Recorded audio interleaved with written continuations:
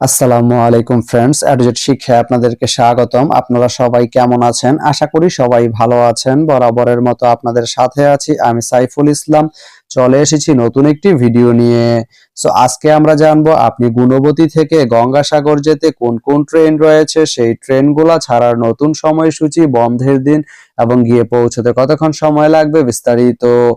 আমি যদি আপনাদেরকে ট্রেনের সময়সূচিগুলা বলে দেই, আপনি গুণবতী থেকে গঙ্গাসাগর যেতে শুধুমাত্র একটি ট্রেন রয়েছে, সেটি হচ্ছে কর্ণফুলী। কর্ণফুলী ট্রেনটি গুণবতী থেকে ছাড়বে সকাল 11টা 48 মিনিটে এবং এটি গঙ্গাসাগর গিয়ে পৌঁছবে দুপুর 2টা 11 মিনিটে। এই ট্রেনটির কোনো অফ ডে নেই।